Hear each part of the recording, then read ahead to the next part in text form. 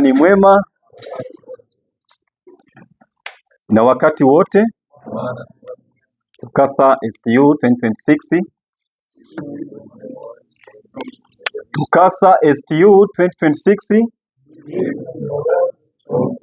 Deep in the word, strong for what? Unapo deep kwenye word, unapojikita au unapobobea katika neno la Mungu, unakuwa imara kwa ajili ya utume. Haleluya! Ndiyo maana tumekuwa na moto wetu ambao tutasafiri nao kwa rijimu hii ya uongozi mwaka 2026-2027 ya kwamba deep in the word and strong for what? For the mission. Napenda kuwakaribisha katika hubiri la siku ya leo, ikiwa ni mfululizo wa mada ambazo tumezianza jana katika juma letu la maombi na mwenendo wa Mkristo. Karibuni sana kwa wale ambao huenda ni mara yao ya kwanza kufika siku ya leo. Ni kwamba jana tulianza na leo tunaendelea, lakini yamkini wapo wengine ambao wanatufuatilia huenda kwa njia ya mitandao, kwa YouTube napatikana tia Yoweni TV, lakini pia TUCASA SDA. Kwa hiyo karibuni nyote, tuendelee kujifunza masomo haya ambayo yameandaliwa kwa ajili ya kutufanya sisi vijana tuweze kusogea karibu au kumfahamu vizuri Mungu wetu wa mbinguni. Kabla tujaanza, tufumbe macho tuombe. Baba yetu Mungu wa mbinguni, tunakushukuru na kulihimidi jina lako. Wakati huu umekubali tena siku hii ikiwa ni siku ya pili katika mfululizo wa masomo na mada kwa juma hili ambalo umekubali tuweze kulifanya. Jina lako litukuzwe sana. Tunaomba kila ambaye amehudhuria katika juma hili aweze kujifunza, na kila atakayesikiliza basi aweze kuchukua hatua na kuyafanyia kazi, kwani tumeomba kwa imani ni katika jina la Yesu Kristo, amin. Kwa siku ya jana tulianza na somo ambalo lilikuwa likisema afya na ulaji. Tuliangalia maana ya afya, tukaangalia ulaji ni nini, tukajifunza ya kwamba kuna uhusiano gani kati ya ulaji na afya. Tukajifunza ya kwamba katika afya, ili mtu aweze kusema kwamba ana afya njema, lazima awe vizuri katika nyanja ya kiroho, katika nyanja ya kimwili, kibiolojia, kijamii, jinsi ambavyo ana interact au ana socialize na watu wengine. Tukasema ya kwamba ili tuweze kuwa na afya njema, lazima tuchague vyakula ambavyo vitatufanya mwili wetu uweze kuwa imara, vyakula hivyo vitatupatia akili njema, vyakula hivyo vitatufanya tuwe tayari hata kusikiliza neno la Mungu. Tukasema ya kwamba kuna baadhi ya vyakula ambavyo sio vizuri. Ukila vyakula hivyo unaweza ukajikuta wakati mwingine akili yako inashindwa kusikiliza au kuwa tayari kusikiliza neno la Mungu. Hata ukiambiwa kwamba hiki ni dhambi, kwa sababu ya akili yako umekwisha kuiharibu, unaona ya kwamba hiki sio dhambi. Kwa hiyo tukaona kwamba kuna makundi ambayo ni 6 ya vyakula, na kila mlo wako au sahani yako ya chakula unapokuwa unaenda kula, angalau basi i-contain au iwe na consist makundi hayo 6 ya nini? Ya vyakula. Tukataja baadhi ya vyakula ambavyo ni vizuri kwa ajili ya matumizi, vyakula vya nafaka. Tukataja kuna baadhi ya vyakula kama vile vyakula vitokanavyo na nini? Na mahindi, vyakula vitokanavyo na uwele, vyakula vitokanavyo na mihogo na kadhalika. Lakini pia tukataja vyakula vingine kama maharage, kunde, dengu, njugumawe na vyakula vinginevyo. Tukaangalia pia tunahitaji tule mboga mboga kama vile mchicha, tule figili kwa wingi, tule Chinese, tule msusa. Unafahamu msusa Yes, tule kisamvu, tukakielezea jana ambao ukifahamu. Lakini pia vyakula ambavyo ni vyakula kama vile vyakula vya mafuta, vyakula ambavyo ni kama vile kalanga na kadhalika. Lakini pia kwenye chakula chako manake uwe na maji na makundi mengine ambayo sijayataja. Kwa hiyo tulijifunza ya kwamba ili akili zetu ziwe vizuri, lazima tuhakikishe kwamba tunakula vyakula hivyo ili tuweze kumsikiliza Mungu, na ili afya zetu baadaye ziendelee kuwa imara, ili unapokuja kufanya kazi, kwa mfano hapa tunasoma, wengine ndio wamekwisha kuajiriwa, lakini ili baadaye uje ufurahie kazi yako utakayoajiriwa kwayo, au utakapokuja kuwa kiongozi wa kanisa, ili uwe na afya njema, manake utaifurahia hiyo kazi yako. Lakini kama utaiharibu afya yako ungali kijana kwa sasa hivi, manake hautaweza kuifurahia hata hiyo kazi. Nikatolea mfano kwamba tukiwa form 5 kuna mwalimu wetu mmoja alikuja ni wa field, lakini alikuwa na changamoto, alikuwa na ugonjwa wa kisukari. Alikuwa anatetemeka wakati mwingine yuko darasani. Anashindwa kufundisha, anatetemeka. na dozi yake ilikuwa ni kwamba sio vidonge tena, ilikuwa ni sindano. Kwa hiyo yeye alikuwa anaishi kwa sindano, sio kwa nini? Sio kwa vidonge. Wangapi wanaogopa sindano? Mimi mwenyewe naogopa sindano. Bora vidonge kuliko sindano. Sasa hayo ni non-communicable diseases. Kwa hiyo usipolinda afya yako kwa sasa hivi, ukila vyakula vyenye sukari nyingi, ukila vyakula ambavyo haviruhusiwi, kwa sasa hivi unaweza ukafanya kama unafurahisha mwili wako, si ndio? Lakini baadaye utakapokuja kuwa na familia sasa, ndio utafuta fedha umezipata, hautafurahia hata hiyo fedha yako. Hautafurahia maisha yako. Kwa hiyo tukajifunza ya kwamba lazima tu maintain mlo ambao ni bora ili tuweze kuwa na afya ya namna gani? Afya njema. Siku ya leo tuna somo zuri. Mada yetu inasema mavazi na muonekano wa Mkristo. Mavazi na muonekano wa nani? Wa Mkristo. Nini maana ya mavazi? Nani anaweza katuambia unaposikia mavazi unaelewa nini? Ni darasa. Nani anafahamu maana ya mavazi? Yamkini wote mnafahamu kwa sababu wote mmevaa mavazi. Haya, nani anaweza akatoa maana ya neno mavazi? Okay, we pick randomly as usual. Joshua, unaweza kutuambia maana ya mavazi? Okay, karibu. Mavazi ni nguo ambazo zinafunika mwili, lakini pia zinalinda katika mabadiliko mbalimbali ya hali ya hewa, lakini pia zinatambulisha tamaduni fulani. Jambo lingine, zinatambulisha jinsia kwamba wewe ni wa kike au wa kiume. Asante sana, ubarikiwe sana. Mwingine mwenye maana tofauti au mwenye nyongeza anayetaka kujiazilizia labda definition hiyo ya mavazi, karibu pale nyuma. Kwa mimi ninavyoelewa, mavazi ni kitu chochote kinachotumika kustiri mwili au kufunika uchi. Asante sana. Nasema ya kwamba mavazi ni kitu chochote kinachotumika kustiri mwili ama uchi. Asante sana. Wote walio ni nguo maalumu kwa ajili ya moja, kazi ya mavazi ni kustiri mwili. Mbili, mavazi yanalinda mwili. Tatu, mavazi yanalinda mwili dhidi ya hali ya hewa. Hiyo ni ya pili. Maanake ya tatu, kutambulisha mtu kama alivyosema pale kwamba mavazi unayoyavaa yanakutambulisha kwamba wewe ni nani. When I was studying literature in English nikiwa kwa level, tulijifunza pia how to identify character or how to determine character. Kwa unajifunza kwamba through wearing what? Wearing style. The way the character dresses, you can identify that this one is maybe a main character or is a groom or bridegroom, right? Maanake unapomwangalia mtu amevaa shera, umefika kwenye tukio fulani labda ni harusi, hautauliza bibi harusi yuko wapi. Si ni kweli eh? Kwa sababu utamwangalia, yani hautaambiwa. Wewe mwenyewe ukifika tu bibi harusi ni yule pale aliyevaa vile. Kumbe mavazi yanamtambulisha mtu. Lakini pia unapofika mahali fulani shuleni, tuseme labda ni sehemu ya kazi, ukakuta wanafunzi watu wengi wamevaa uniform moja. Alafu kuna wengine labda wamevaa nguo ambazo sio uniform kama wale. Kuna haja ya kuuliza wanafunzi katika shuleni ni akina nani? Moja kwa moja wanasema bila shaka hawa ni wanafunzi na hawa ni walimu wao. Kama sio walimu wao, huenda kuna miongoni mwa watu ambao ni wafanyakazi wa hii shule. Kwa hiyo mavazi yanamtambulisha mtu. Lakini pia mavazi yanatofautisha jinsia. Mavazi yanatofautisha jinsia kwamba huyu ni jinsia ya kiume, huyu ni jinsia nini? Ya kike. Unapomwona mtu amevaa gauni, mwingine amevaa suruali, maana yake unasema kabisa aliyevaa gauni ni mtu mwenye jinsia gani? Ya kike. Aliyevaa suruali ni jinsia nini? Ya kiume. Asante sana. Mavazi pia yanaonesha usafi au uzuri na unadhifu. Kwa hiyo ndio maana ya neno mavazi. Sasa leo tutaangalia uhusiano uliopo baina ya mavazi na muonekano wa nani? Wa Mkristo. Sisi ni Wakristo. Kwa nini? Sisi ni wafuasi wa Kristo. Tunamwamini Kristo. Hivyo sisi ni Wakristo. Kumbe kama sisi ni Wakristo na kwa kuwa sisi ni wafuasi wa Kristo, tunamwamini Kristo, basi kuna mavazi ambayo tukiyavaa yanatutambulisha kwamba sisi ni akina nani? Ni Wakristo kweli, kwamba hawa kweli ni Wakristo.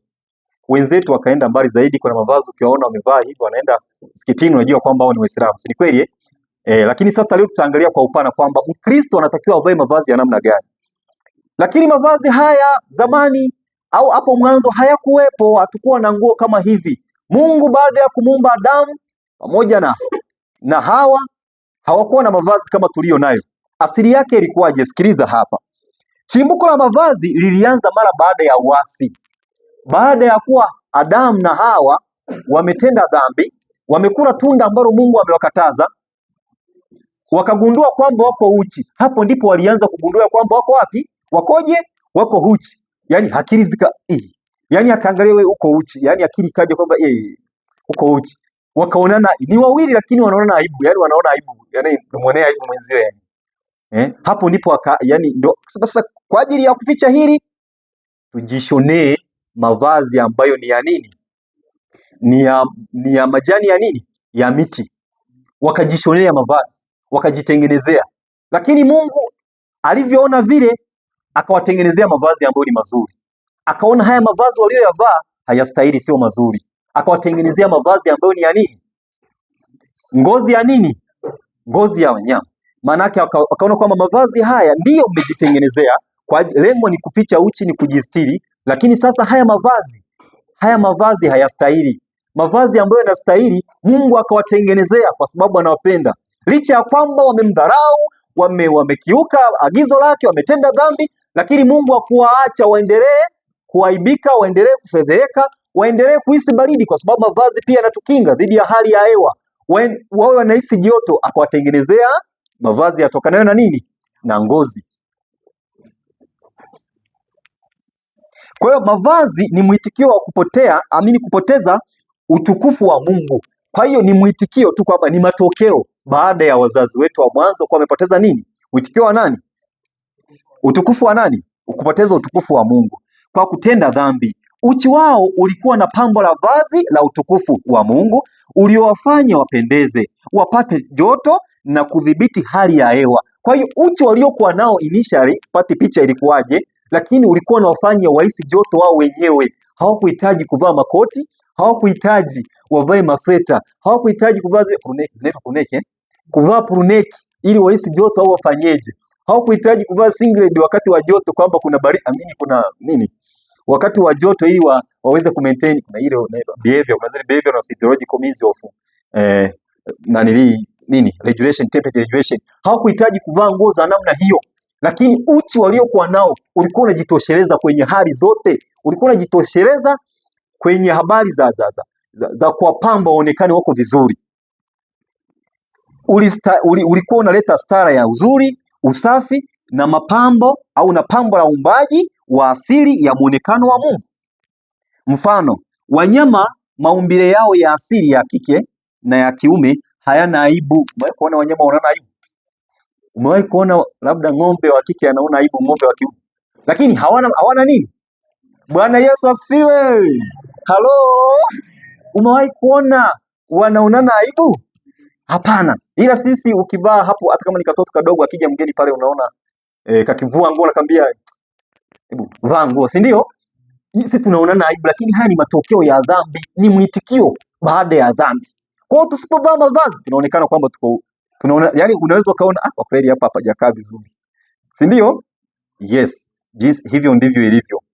Jaribu kuangalia introduction, kusoma katika Mwanzo 3 fungu la 9 hadi 14. Angalia hapa. Kwa hiyo kwa msingi wa Mwanzo 3:9 hadi 14 kwamba vazi na mavazi ni sehemu muhimu miongoni mwa vingine vya kufunika ubaya, uasi na aibu ya nini? Ya dhambi. Kwa msingi wa mada ya mavazi uko hapa. Ukivaa vibaya isivyopasa, mavazi, mapambo, staili za mavazi zisizo na adabu, nguo za kuonesha maumbile ya mwili, unaonesha pambano kuu. Sikiliza, ukivaa vibaya, nguo zisizo stahili, unaonyesha pambano kuu la kuwa wakala wa kusambaza na kuonesha ushirika wa kueneza matendo ya dhambi. Kwa hiyo tunapokuwa tunavaa vibaya, ukichagua kuvaa vibaya, maana yake wewe umechagua kuwa wakala wa kueneza hayo. Umeamua kuwa wakala wa hilo pambano. Kwa wajibu wa Mkristo katika uadilifu wa mavazi, tutaangalia hapa kwamba Mkristo ana wajibu ufuatao, kwamba Wakristo wanapaswa kuvaa mavazi yanayompa Mungu utukufu. Ukisoma katika kitabu cha, tumeangalia fungu letu kuu ambalo tumetembea nalo, tutakuwa tunatembea nalo pia katika Wakorintho wa kwanza sura ya 9, sura ya 6 kuanzia mstari wa 19 hadi 20, ambayo inasemaje? Au hamjui ya nini? Au hamjui ya kuwa mwili wenu ni hekalu la Roho Mtakatifu? Au hamjui? Kuna wasiwasi kwamba Hao watu hawajui kwamba mwili wao, mwili ambao tumewapatia ni hekalu la Roho Mtakatifu, ambao Roho Mtakatifu anakaa ndani na ambao umepewa na nani? Na Mungu. Haya, sasa mavazi yanatoa tafsiri ifuatayo. Mavazi yanaongea. Mavazi yanaongea. Ukivaa mavazi yanafanya nini? Yanaongea, sio kwamba yanatoa sauti. Maana yake ni kwamba mavazi ya shule, kama nilivyoelezea kwenye introduction, mavazi ya shule ukiona tu kwamba yamevaa hivi, hawa ni wanafunzi, hawa ni biharusi, hawa ni wanajeshi. Ukimwona mtu amevaa bakabaka, utajua moja kwa moja ni mwanajeshi. Ukimwona mtu amevaa kama, tena unaweza kutofautisha kwamba huyu ni mgambo, huyu ni bakabaka, huyu ni sema bakabaka. Wale ambao hajafika jeshini ni wale ambao wanavaaga yale zile nani zenyewe, unakuta wanajeshi wenyewe, sawa, lakini pia wanakuwa kwenye vyeo tofauti tofauti. Ukimwangalia tu huyu amevaa hivi, unajua huyu ni corporal. Unamuona anazo mbili pale. Ukimwona hana chochote, ndo anaanza, ujue ni private, ametoka kwenye mafunzo yake. Na wale wanakuwa na morali kweli, vita ikitokea yoyote ile, wale ndo wa kwanza kuchukua. Na usiombe ukipangiwa ma private waje watiliti au waje waadhibu, wale wanakuwa na morali kweli. Kwa ukiangalia tu kwamba huyu anacho, yaani ukimwangalia tu hivi vazi alilovaa, huyu ni mkubwa wangu, huyu ni mdogo wangu. Kwa hiyo vazi linaongea. Katika Mithali 7:10, mwenye Biblia naomba tusomee katika Mithali 7:10.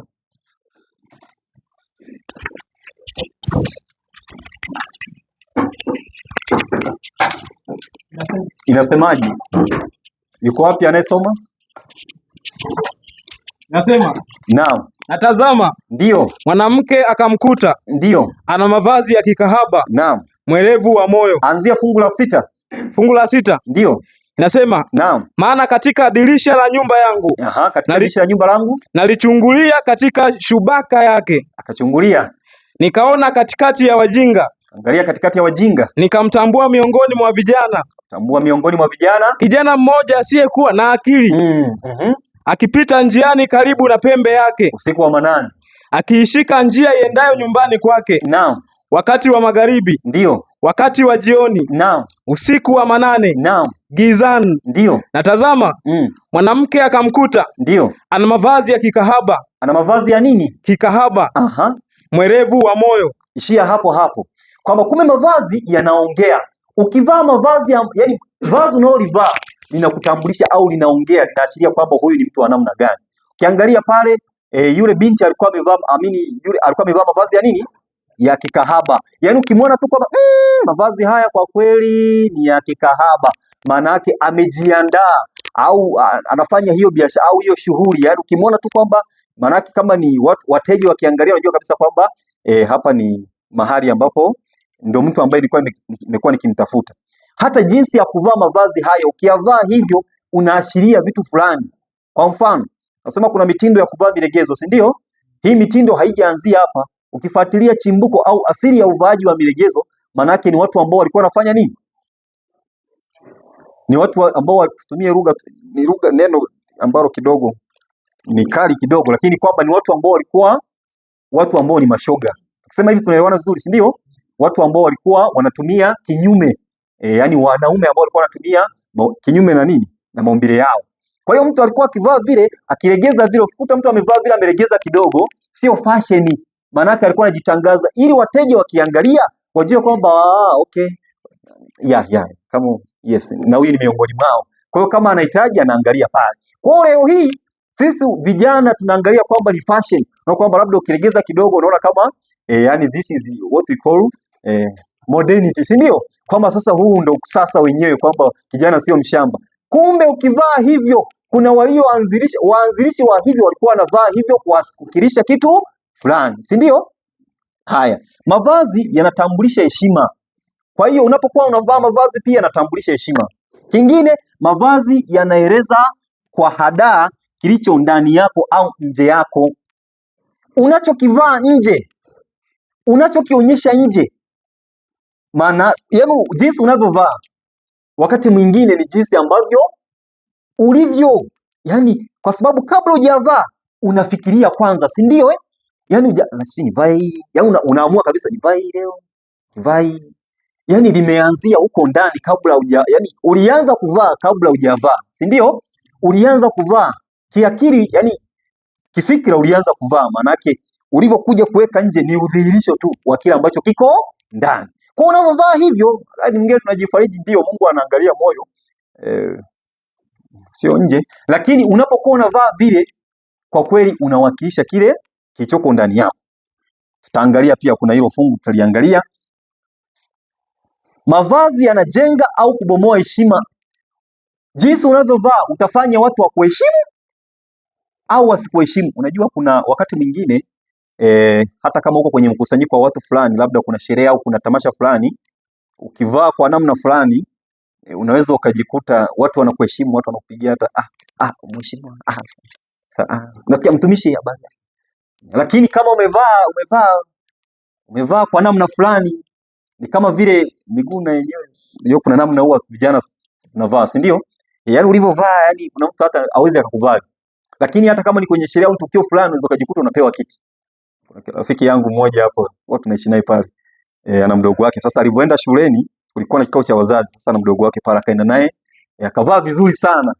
Lakini alipofika pale, shangaa kwambia wazazi, yani wananisalimia tu hapo, yani wazazi wanamsalimia, kapewa kiti. Kuna wazazi pale, lakini akapewa kiti, akahisi kwamba labda yeye ni tofauti kidogo, yani labda ni wale wageni, labda amealikwa kwa ajili. Kwa mavazi pia yanakufanya uweze kuheshimika au udharauliwe. Kwa ukivaa vizuri, watu watakurespect according to the way you are dressing, is it? But once you dress badly, you will also be despised. Watu watakudespise, sawa? Watakudharau. Mavazi yanaonyesha hali ya umaskini au utajiri.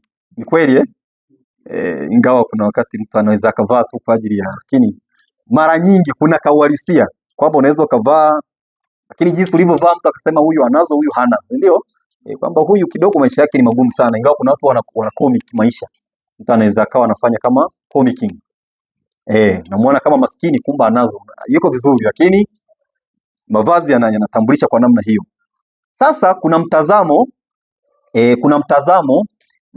wa kimataifa wa mavazi kiroho. Kimataifa tazama vipi kuhusu mavazi, lakini pia na kiroho, yani uadilifu. Kuna neno ambalo kuna maneno yamebia abbreviated, imefupishwa kwa neno safi. Neno safi linamaanisha maneno manne, yani nimeunganisha maneno mangapi? Manne.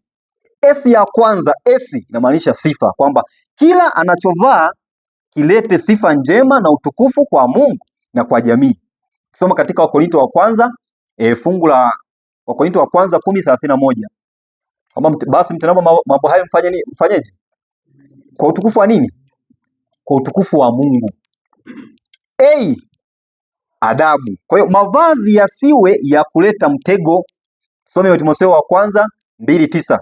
Mavazi yasiwe ya kuleta mtego au aibu, bali yawe na staha. Wakorintho wa kwanza, Timotheo wa kwanza 2:9 inasemaje? Hivyo wanawake na wajipambe kwa mavazi ya kujistiri, pamoja na adabu nzuri na moyo wa kiasi, si kwa kusuka nywele wala kwa dhahabu na lulu wala kwa nguo za thamani. Haya, inasema kwamba wanawake vivyo hivyo na wanawake wafanye nini? Wajipambe kwa mavazi ya namna gani? Ya kustiri. Kwa mavazi yanatakiwa uweze kufanyeje? Kusitiri mwili, yawe yenye adabu. Kwa hiyo kuna hiyo adabu. A ina stand for adabu, lakini pia F faraga. Faraga maana yake siri, kwamba mwili ni siri na unapaswa kusitiriwa. Urembo wa ndani una thamani. Soma katika Petro wa kwanza 3:3. Kwa hiyo mwili ni siri. Mwili wako ulionao ni siri yako, ni siri yako. Hata uchi ulionao ni wako wako, ni siri yako. Kwani hapo nimtukana mtu? Uchi ulionao ni siri yako. Kwa hiyo kuna baadhi ya sehemu ambazo ni za mwili tunasema ni sehemu za asili, kuna ambazo za asili ndio ambazo za asili, ndio? Hiyo mikono ni sehemu za asili. Unaweza ukamwonyesha tu mtu akaona, si ndio? Lakini kuna sehemu zako ambazo ni za asili, ambazo wewe mwenyewe ukiziona utaki mtu mwingine azione. Sasa kama unafanya hivyo, kwa nini wakati mwingine unazionyesha kila mtu azione? Maana yake kama ni siri ni wa kwako wewe mwenyewe. Kwa mfano kama ni binti, huo mwili wako ni wa kwako. Ikifikia hatua umepata mume, umeolewa, maana yake ni wa kwako na mnakuwa mwili mmoja, si ndio? Ila mwingine hataki kuangalia. Zetu pia wana hata nywele kile kichwa ukiangalia huwa ni kwamba anatakiwa nani akiangalia kichwa kile? Mume wake, si ndio? Wenzetu wa upande wa pili wanakuwa na nani hivyo kwamba hautaki kuangalia nywele zangu. Kwa nini? Yaani mpaka mume wangu, mpaka niolewe ndo mume wangu angalie nywele. Wenzetu wameenda huko. Lakini pia kuna imani. Mavazi yanapaswa kulinda afya yako na kuonesha utofauti sahihi. Kwa hiyo hilo neno safi linamaanisha maneno manne. S ya kwanza sifa, A adabu, F faragha, alafu I imani. Ujumbe wa safi na maandiko ya Ellen G. White. Ukisoma katika Testimony for the Church ni gombo la kwanza, ni paragraph ya, niangalie vizuri hapa, ni gombo la kwanza aya ya pili, ukurasa wa 135 inasema, kumbuka kuwa mavazi yana ushawishi mkubwa kwa jamii inayokuzunguka. Mkristo anapaswa kuepuka kabisa kuiga mitindo ya ulimwengu huu inayoharibu maadili. Muonekano wa nje unaonesha hali ya moyo. Kwa hiyo jinsi ambavyo unaonekana nje inaonyesha jinsi ambavyo moyoni mwako ulivyo. Halo? Mavazi ya kujionesha sana huonesha ukosefu wa unyenyekevu na adabu ya kweli. Ukisoma katika hiyo Testimony for the Volume 1 katika hiyo aya niliyotaja hapa. Kwa hiyo jinsi ambavyo unavaa ndivyo unavyoonekana moyoni mwako. Sema kwamba waache tu ni uzuri, najua Mungu ndio tunajua Mungu anafahamu, anasoma mioyo yetu, ni kweli, lakini jinsi ambavyo unaonekana nje ndivyo ulivyo ndani, kwa sababu kabla hujavaa maana yake ulifikiria, unawaza moyoni. Bwana Yesu asifiwe. Kwa hiyo hata kama ni dhambi unapokuwa unaitenda, yani pale unathibitisha tu au unakamilisha kile ambacho umekwisha ukitenda. Mtaangalia hata Yesu mwenyewe ambia kwamba aliyakuwa nyie sio wazinifu, kwa sababu kila mtazamaye mwanamke kwa anafanya nini? Amezini. Kwa hiyo unaweza kuwa unaangalia tu, yani kabla hujazini, hata kabla hujafanya ile actually, yani hamjaenda kitandani, hamjafanya hamjazini, maana yake ile hali ya kufikiria tu kwamba tutaenda hivi tayari umeshazini. Hata kama ikitokea labda emergency, mipango yako ikagoma ulikokuwa umepanga, wewe tayari umezini. Katubu, haleluya. Tayari umeshafanya. Kwa mavazi ni jumla ya mambo kadha wa kadha ambayo yamezungumzwa hapo. Kwa hiyo kuna kanuni za msingi wa maandiko matakatifu juu ya muonekano wa mavazi. Soma katika hiyo Wakorintho wa kwanza 10:31 tumeshaiangalia kwamba mlapo au mnywapo fanyeni yote kwa utukufu wa nini? Wa Mungu. Kwa hiyo tunapokuwa tuna mambo yoyote mnayoyafanya, mlapo au mnywapo, fanya neno lolote hili, fanyeni kwa utukufu wa Mungu. Kwa hiyo tunapokuwa tunavaa, hakikisha kwamba je, haya mavazi yanamtukuza Mungu? Je, hili vazi ni la mtego? Unajua kuna wakati tunafahamu kabisa. Huenda kwa wakati mwingine, huenda kwa sababu akili zetu zimeshafungwa, unaona hili ni la kawaida tu, mbona wengine wanavaa, mbona wengine usivai kwa kuangalia kwamba mbona hata kuna yule afu ni kiongozi wa kanisa kabisa anavaaga vile. Na mimi leo nakajaribu unakapigilia unakuja kanisani, unawatesa watu wa Mungu. Halo? Unaondoa utukufu badala ya kuleta utukufu katika ibada.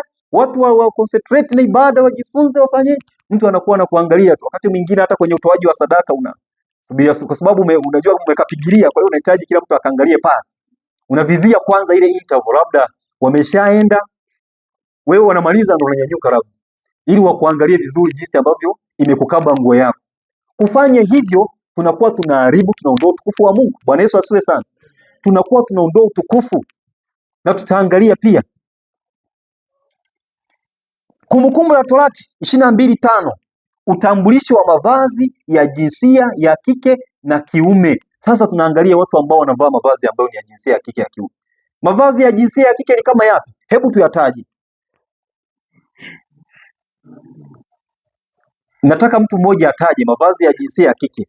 atutofautishie, tuyafahamu leo, ili tukikuona umelivaa hilo tuanze kuangalia namna ya kukuendea. Lakini watu labda hata akili zimefungwa, watu wameshasahau. Labda mpeni hili yanipaa ya wanawake. Yataje, taja ya aina 5. Haya, kuna sketi. Kuna sketi, kuna gauni. na gauni. Achana na yale wanaovaa mapadri, magauni yale. Sawa, magauni. Kuna nguo inaitwa blouse. Kuna blouse zile za juu, si ndio? Za wadada.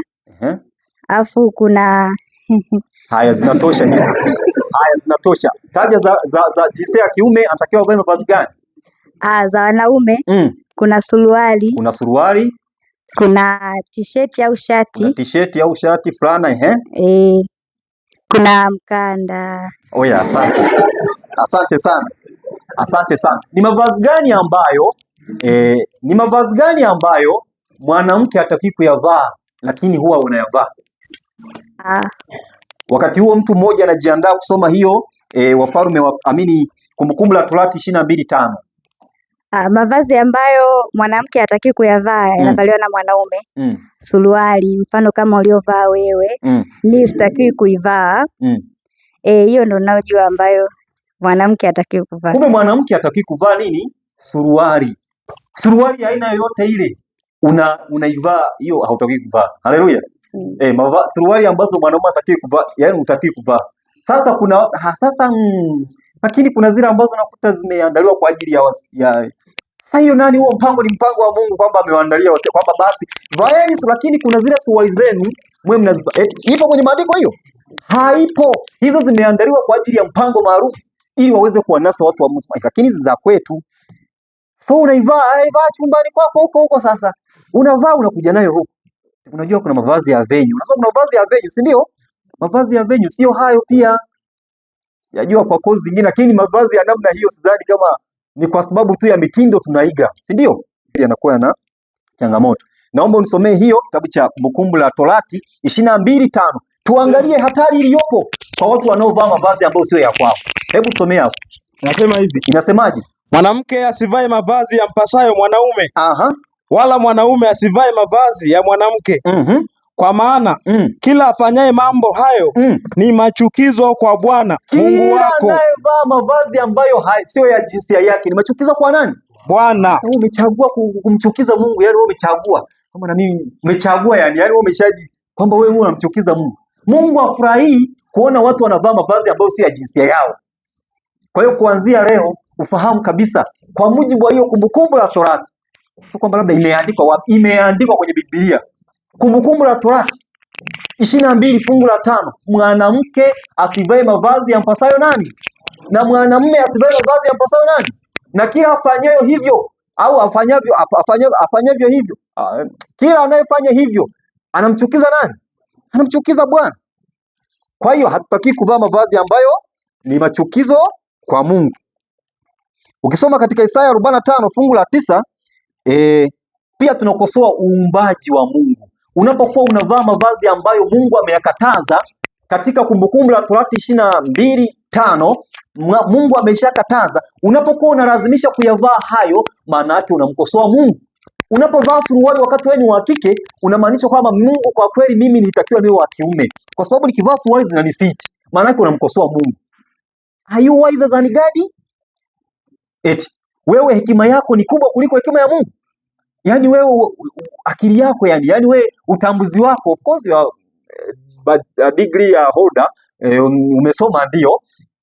Basi kupata hapo ka degree ndio kana kufanya uwe na utambuzi kwamba si wa mjini sasa hivi unajua kuvaa ushamba mama mimi hivyo. Kwani ndio tufanye hivyo watu wa Mungu? Hapana, lazima tubadilike. Lazima tukubali kufanya nini? Kubadilika. Lakini pia tukiangalia katika, nilikuwa najaribu kupitia tu, kuna baadhi ya kwenye kusoma katika vitabu vya Ellen G. White kwenye Testimony for the Church, kusoma kwenye volume 4 gombo la 4 kurasa wa 648. Ni paragraph ya ngapi? Ni paragraph ya kwanza, na ambayo page hapo nimeshaitaja 648. Ni hatari sana. Kuna ambaye amepata somo. Tuangalie hatari iliyopo. Naomba nisome hapa.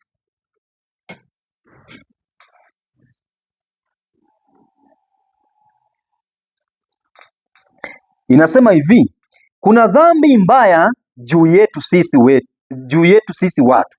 Kuna dhambi mbaya juu yetu sisi watu, kwamba tumewaruhusu washiriki wetu wa kanisa kuvaa kwa njia isiyoendana na imani yao. Lazima tuamke mara moja na tufunge mlango dhidi ya vivutio vya mitindo. Tusipofanya hivyo, makanisa yetu yataharibika. Kwa hiyo kuna wakati mwingine unaweza kuona mbona sisi kanisani kwetu labda kule tukiendaga nyumbani tunavaa, tunajua si wa mjini si ndio?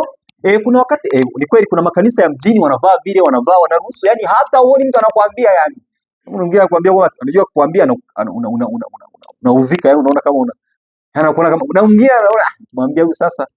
Wakati mwingine wanakutegemea sehemu fulani, sasa kimwambia kwa kweli huenda tunaweza usipate msaada kabisa. Lakini sasa Ellen G. White au nabii wa Mungu anasema hiyo dhambi ni mbaya sana, sababu ni kama tumeilea au tumeiruhusu kanisani, ingawa sio wote wanairuhusu dhambi ya namna hiyo, na wengine wakiwaambia wanakasirika kwamba sasa mimi nifanyeje? Kufanya hivyo tunafanya makanisa yetu yanaharibika. Yanaharibika kwa namna gani? Ukienda huko nje sema huyu ni msabato. Yaani wakati mwingine unaweza ukananili ikakuia ngumu sana kujitambulisha kwa mtu, yaani ukatumia nguvu sana kumwelewesha mtu kwamba wewe ni msabato. Wasabato walikuwa zamani, wasabato wa siku hizi. Shaona wasabato wanavaa hizo wanavaa hizo. Wakati mwingine tuna mavazi ambayo tumeruhusiwa, mavazi kwa mfano sketi tumesema zinaruhusiwa, si ndio? Lakini sketi yako unakuta ni kafupi sana. Umekakata kanaishia humu hivi. Wewe mwenyewe ukikaa kanakutesa. Yaani wewe mwenyewe kabisa ukikaa unaona akili, ufahamu ule inakutesa, unaona kabisa hapa watu yani utabaki uchi, unaanza kuhangaika. Mavazi ya namna hiyo pia hayaruhusiwi kanisani. Sio mavazi tu ambayo sio ya jinsia yako, hata mavazi ambayo ni ya jinsia yako ukiyashona kwa namna ambayo sio nzuri, jinsi ambayo ni mavazi ambayo ni ya kubana sana. Sasa kwa jinsia ya kike ukivaa mavazi ambayo yanakubana sana, wakati mwingine wanaume tunatofautiana. Kuna mtu anaweza akakuangalia tu vile akili kahama kabisa, yani akashindwa kufocus kwenye vitu ambavyo ni vya msingi. Unaona kabisa, unaona kama una wateja wengi, kwamba watu wanakufuata wengi. Wengine sio kwa sababu kwamba eti unambaraka kwamba Mungu basi ameamua. Hapana, yani kuna watu wanahitaji tu aweze kutimiza kusudio lake, wala sio mahusiano ya kweli, wala sio mtu ambaye ana kusudi la kuoa. Mwingine tu anahitaji, yani alivyokuona tu hivyo akatamani hivi. Kweli kuna mahusiano, kuna kweli mchumba wa namna hiyo, yani amekuona tu jinsi ulivyovaa akakupenda, anataka kuoa. Eti kuna mahusiano ya namna hiyo? Halo? Mwingine akaenda ambaza ni kwamba labda sifatwi mimi, kwambia wewe vaaga na wewe vizuri, eti unavaa tu unapiga hilo la kwako lipambano. Sasa nivaeje sasa? Unavaa hivyo kama vile wewe vaa vile vile. Wanaume sasa, ngoja niwape siri. Wanaume 80 na nitoboa tu hii siri. Wanaume ambao ni wa Kristo, vijana ambao wenye akili timamu, hawaangalii jinsi unavyovaa, hawaangalii muonekano wa nje, hawaangalii jinsi ambavyo eti umevaa unawatamanisha, eti ndio mtu anakuangalia. Mtu anaangalia jinsi ambavyo unaenenda, anaangalia vigezo ambavyo, cha kwanza, huyu mtu anamtii Mungu. Kama unamtii Mungu huwezi ukavaa hivyo. Kwa hiyo moja kwa moja umeshakiuka kigezo cha kumtii Mungu. Haleluya, haleluya. Kwa hiyo wakikufuata wewe utaona kama wanakufuata hivi, lakini hao watu sio kwamba wanakusudi la dhati. Wakati mwingine mtu anaweza kufanya tu vile kwa ajili ya lengo lake, likishatimia tayari. Kumbuka pastor siku ile anasema mtu anamsifia mtu kwamba kama malaika, alafu baada ya kumkataa muda huo ikageuka, si ndio? Sio malaika tena, yani kwa unakuta mtu si hana makusudi ya namna hiyo. Hana. Bwana Yesu asifiwe sana. Kwa hiyo tubadilike. Wakati mwingine mienendo yetu inakuwa ni michafu sana. Wakati mwingine inakuwa ni ngumu hata kwenda kushuhudia. Unapangwa na mtu mkashuhudia, ni kweli, natakiwa tuende kwa sababu kanuni ya ushuhudiaji unavyoenda kwenye nyumba, kwa kweli kunakuwa na jinsia mbalimbali, ndio? Wakati mwingine unaweza kukuta wanawake tu, au sasa anaingia afanyeje? So ni mtu ambaye tukienda hapa, lakini tuna maswali unaweza kaulizwa hapa. Nyie mmesema ni wasabato nyie? Hapana, tokeni kwangu. Unaleta nini ambacho nyie wenyewe kinashinda kuwabadilisha? Haya, unamfundisha nini? Yaani kuna mtu badala ya kwenda uanze kumwelezea ili akuelewe, anashindwa kusikiliza hata kile ambacho umefanyaje, umekipeleka. Of course umebeba habari njema ya wokovu kwa ajili ya kumpatia yule mtu, lakini jinsi ambavyo umevaa kikuona tu hivi, nasema toka kwangu, kwanza unaniharibia hata watoto wangu, naweza kukuiga, toka. Unatoka. Nasema kwa kweli Mungu, unajua unajipa moyo, unajua kazi ya injili sio kazi ya utume sio kazi rahisi sana of course shetani anakuwa na mipango mingi, si kweli? Unajipa moyo, kuna mafungu yapo ya kweli, unajipa moyo, lakini kwa kweli ulivyovaa sio vizuri. Bwana Yesu asifiwe. Halo, tubadilike watu wa Mungu, tubadilike. Tubadilike kuanzia leo. Vinguo unavyoviachana navyo, vinakutenga na Mungu. Tumeangalia yanatutenga na Mungu. Mavazi yanakufanya watu wakudharau. Yaani kuna mtu anaweza kukuona bibi unamheshimu sana, kumbe na yeye ni unasikia, kumbe na yeye ni wa hobi, unasikia kijana wa hobi, ndio kumbe na yeye kijana. Hapana, kwa kweli hapana. Mtu anaahirisha kabisa, alikuwa ameshaanza fuatilia taratibu, anaahirisha piga maombi wapi, kumbe ushaletewa. Lakini ndio hivyo. Bwana Yesu asifiwe sana. Mungu atubariki sana na tuongoze tuwe na mabadiliko katika uvaaji wetu. Halo? Hata kama unaenda darasani kusoma, unafanyaje? Tusiige mitindo ya dunia, tusiangalie marafiki tulionao wa nje kwamba wanavaaje, kwamba huyu ni best wangu, si nifanye sasa mimi nisipovaa hivi. Hapana. Bwana Yesu asifiwe sana. Bwana Yesu asifiwe. Soma katika funue hapa. Ukisoma katika Matendo 17 fungu la 30, sio kwamba basi zamani zile za ujinga Mungu alifanya nini? Hazioni, lakini basi kwa sasa hivi anatuita tuweze kutubu. Yamkini ulikuwa ufahamu, ulikuwa unaona kama ni kawaida tu. Kwa wakati huu basi Mungu anakuita, anahitaji uweze kufanya nini? Utubu, uachane na kuvaa hivyo. Usiangalie fulani amevaaje na wewe uweze kuvaa vile. Unaondoa utukufu wa Mungu. Maanake kama ni hekalu la Roho Mtakatifu ushaliharibu kabisa, na tumejifunza kwamba kwenye hilo hekalu la Roho Mtakatifu, maanake Roho Mtakatifu kwenye miili yetu hekalu la Roho Mtakatifu, Roho Mtakatifu anakaa ndani yetu. Sasa kama umeshaliharibu, unavyovaa, unavyofanyaje, tayari Mungu haruhusu vitu vya namna hiyo. Habari za hereni, habari za nini, mkufu nini, hayo yote Mungu anayakataza. Kusoma katika Petro wa kwanza 3 inaeleza hapa. Mungu yote hayo anayakataza. Kwa hiyo kwetu sisi ambao ni leo tumepata nafasi hii kusikiliza haya, basi yeye ajuaye kutenda mema na asipoyatenda, mtu wa namna huyo anafanya nini? Kama unalijua hili ni jema, leo umelifahamu. Usipolitenda maana yake unakuwa unatenda nini? Dhambi. Mungu atubariki sana. Tusimame tuombe.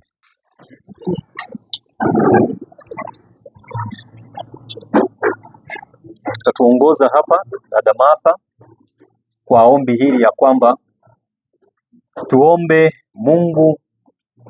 Kwa kweli tumelisikia neno lake kwa siku ya leo, hivyo basi tuweze kukubali kubadilika, kwa kuwa sisi nafasi tu ya kupata kuja chuoni sio garantia kwamba tumebadilika au tumebadilishwa. Yaani isiwe nafasi au isiwe ni garantii ya kutubadilisha kujitenga na Mungu. Wakati mwingine unaweza kujikuta tunamwabudu Mungu, tunafanya hivi, lakini kumbe tunafanya tu physically hivi tu, lakini kiakili au kiroho tumekwisha kujitenga na Mungu kabisa. Wewe unaona kama mbona ni kawaida, na kurudi nyuma huko kunaanza taratibu, unaona kama ni kawaida. Kwa hiyo tumuombe Mungu atusaidie kwa haya ambayo tumejifunza siku ya leo. Kwa kweli tuyafanyie kazi. Haleluya. Tuyafanyie nini? Tuyafanyie kazi. Dada Masa utatuongoza kwa ombi, nami nitahitimisha. Utukuzwe Mungu wetu na Baba yetu ketiana pasi mbinguni. Tunasema asante kwa maneno yako ambayo Mungu wetu umemtumia mtumishi wako. Ameweza kutufundisha vyema namna ambavyo sisi wa Kristo tunapaswa kuishi. Pale ambapo Mungu wetu tulikiuka, tukafuata mitindo ya dunia hii na kuacha maagizo yako, Mfalme wa mbinguni, endelea kuturehemu. Endelea kutusaidia kila mmoja wetu pale ambapo tumepungua. Kwa kutumia Roho yako Mtakatifu, turejee tena kwa ajili ya kuyatenda yale mapenzi yako. Mioyo yetu kweli, Mungu wetu, kila mmoja wetu imeshuhudia namna ambavyo tumetanga na upendo wako. Kupitia hii nia, Mfalme wa mbinguni, katusaidie tuweze kubadilika. Tusiwe wale watu tu wa kusikia maneno yako matakatifu na kuyaacha humu na tusiyafanyie kazi. Katusaidie sasa tuweze kuyafanyia kazi. Tuwe vijana, tuwe mabinti ambao Mungu wetu tutakuwakilisha vyema katika jamii. Na watu wanapotutazama kweli, Mfalme wa mbinguni, waweze kuvutwa na kuleta kwako. Tunaamini neema yako na upendo wako utakuwa pamoja nasi sasa na hata milele katika jina la Yesu Kristo. Amen. Mungu, tunashukuru kwa sababu tumesikia sauti yako katika somo hili ya kwamba tunatakiwa tuweze kubadilika, tuweze kuvaa mavazi ambayo yanakutukuza wewe, kwamba kila ambacho tunakifanya sisi kama Waadventista wa Sabato, vijana ambao ni wa Kristo, vijana ambao tumekubali kufuata Kristo, vijana ambao tuko katika vyuo mbalimbali, wengine wakiwa katika taasisi mbalimbali. Hebu tusaidie Mungu wa mbinguni. Wakati mwingine mioyo yetu imekwisha kuwa migumu kwa sababu ya wingi wa dhambi, lakini siku ya leo Baba, tunajinyenyekeza miguuni pako tukihitaji msamaha, na hatimaye uweze kutuumbia mioyo mipya na tuweze kuachana na njia ambazo zimekuwa zikitutenga na wewe. Tufunze ya kwamba tunapovaa vibaya, kwa kweli tunakufanya tunakuwa tunajitenga na wewe. Lakini pia Mungu wa mbinguni, tusaidie hata katika masomo yetu, tusaidie katika shughuli zetu mbalimbali, tusaidie katika marafiki zetu naoishi nao huko majumbani. Tuwe pamoja na tuendelee kuishi vyema na kwa upendo. Tunaamini ya kwamba utakuwa pamoja nasi kuanzia sasa hata siku zote, katika jina la Yesu Kristo, amina. Mungu awabariki sana. Karibuni pia katika siku ya kesho, tutaendelea. Kesho tutakuwa na mada nzuri sana, usipange kukosa. Usipange kukosa. Mwalike na jirani yako, mwambie rafiki yako. Tuna masomo, tunaendelea juma la maombi pamoja na mwenendo wa Mkristo. Kwa hiyo usipange kukosa hata siku moja, kwa sababu wakati wa usiku hakuna UI. Kwa hiyo usipange kukosa, tujifunze sote kwa pamoja, na Mungu awabariki. Niwatakie usiku mwema.